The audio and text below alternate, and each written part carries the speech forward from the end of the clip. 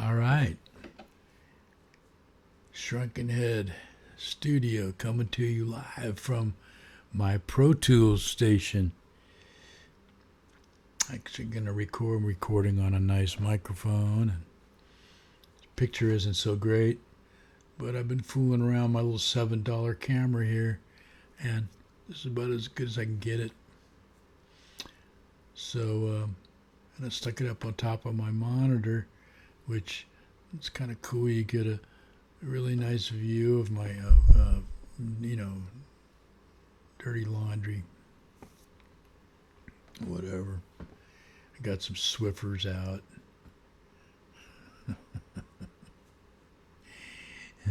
This whole room is just a mess. There's nothing I can do about it. Now, I'm working on cleaning it up. I'm working on putting everything back together.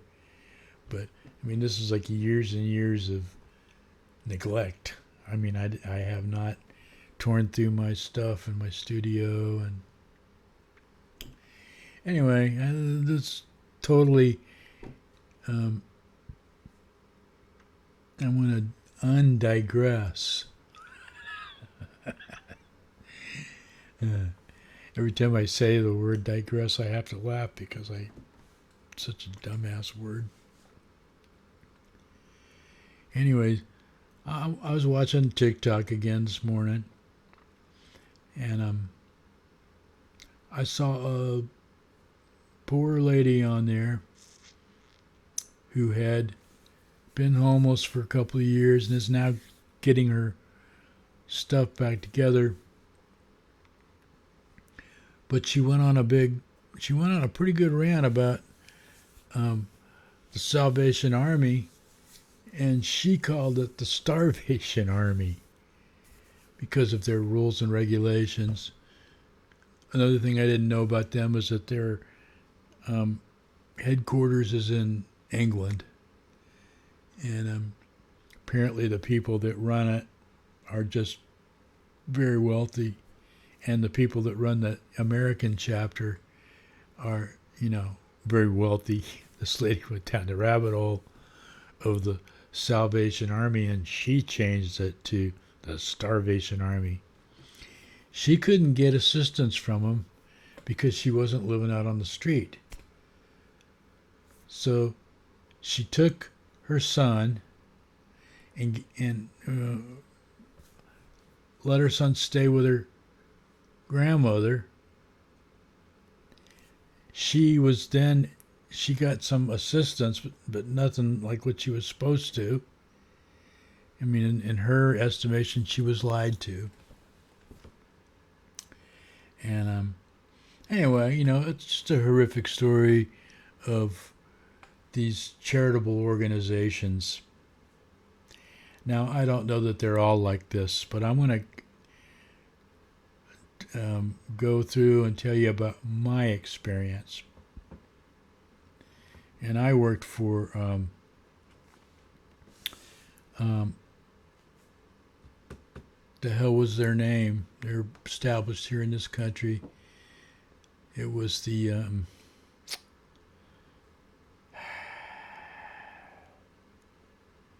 I honestly can't remember their name, but it was like the Salvation Army.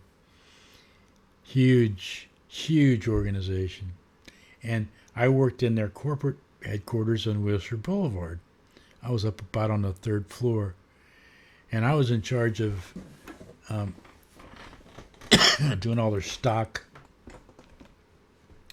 They literally had young people come there who were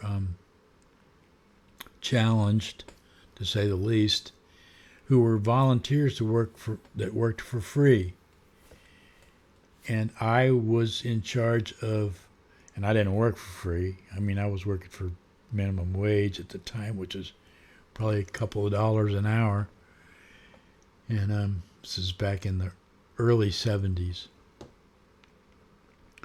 I was actually playing in an all-black funk band that rehearsed in Watts, down by the Watts Towers. And the main guy in the band, name of Lamarco Nesbeth, If you're out there still alive, Lamarco, hey, hit me up sometime, dude. Anyway, he got me the job, and we needed work because we were playing. Lamarco International was an original band, so there was no money. We were being produced by a cat named James Dockery, actually.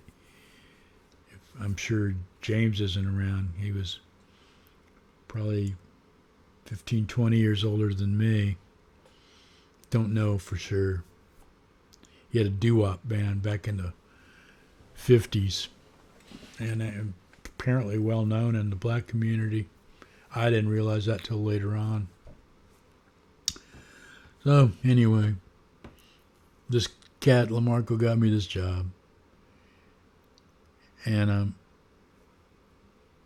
it was the United Way. I just remembered.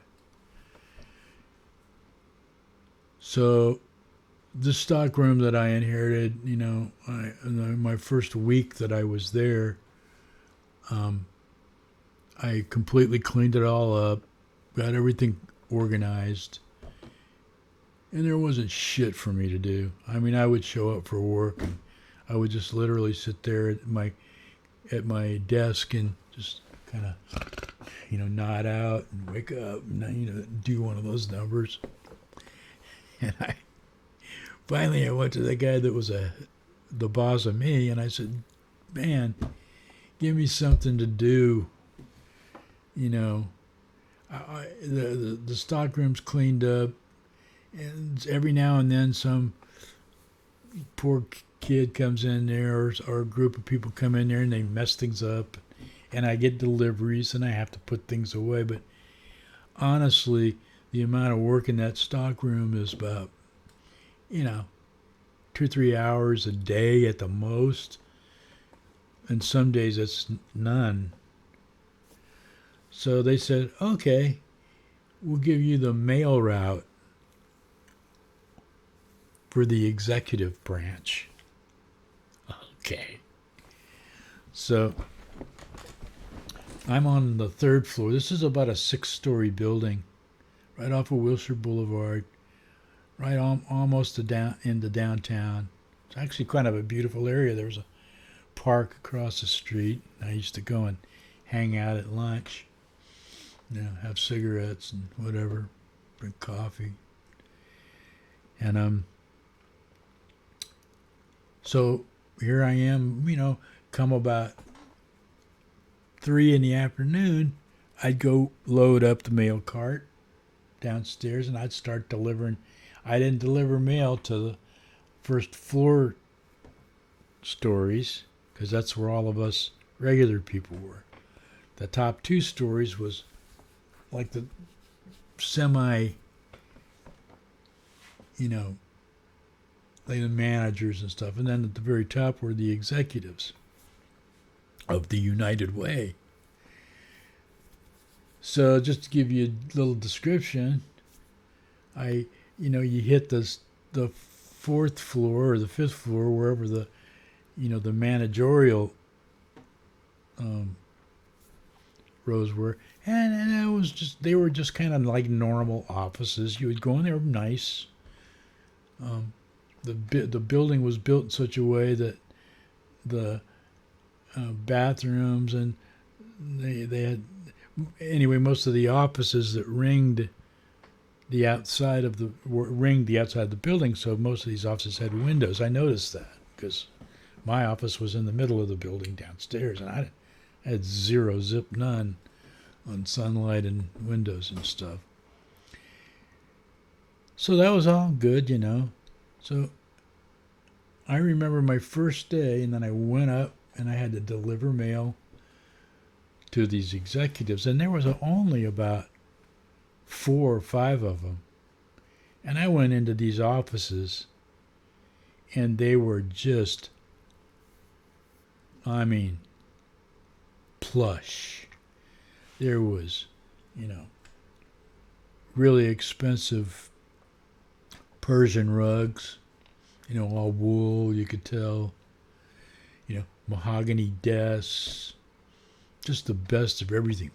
real oil paintings, not fake, like, motel room kind of prints or anything. These were some nice stuff everywhere.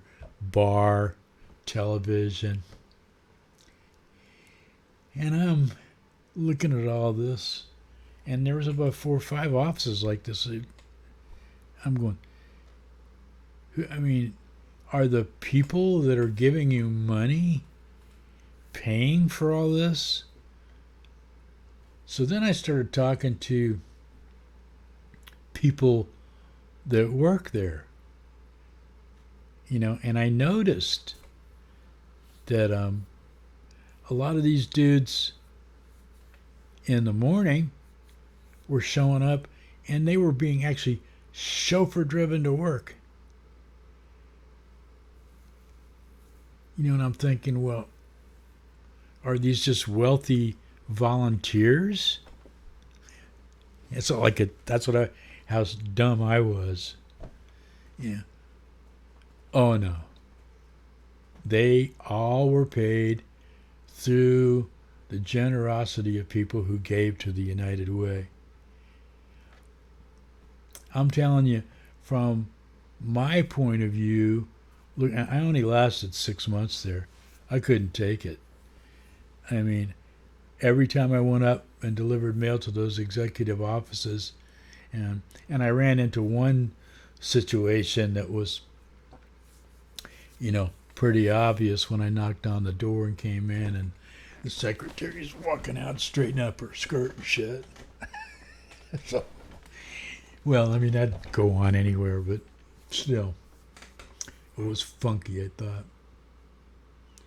So I started talking to people, and they're going, oh, yeah, man, shit, this place. So I got my hands on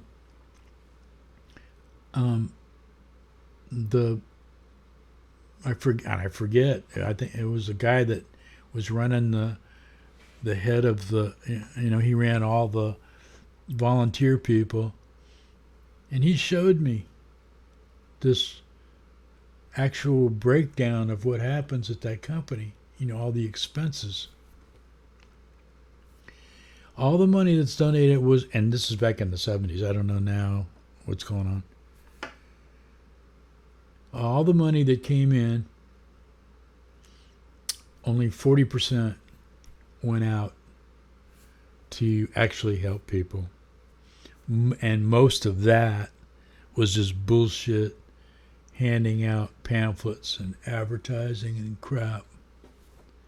Very little money actually ever got to anyone who really needed help. So it made me wonder about all of that kind of stuff, and that's always been in the back of my mind. I refused to give to the United Way. I have my reservations about the Red Cross even. I don't know. I have no idea about them. But then I heard this lady talking about her experiences with the Salvation Army. And I went, that sounds about right. Sounds like another, get rich fairly quick scheme and stay rich. Here's another little tidbit about talking about this, this charitable organization thing.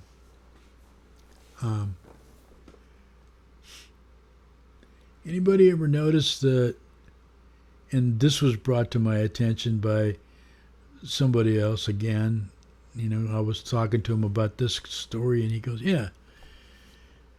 You ever notice that when Jerry Lewis started doing his telethons on television, you never saw him do anything else? Once a year,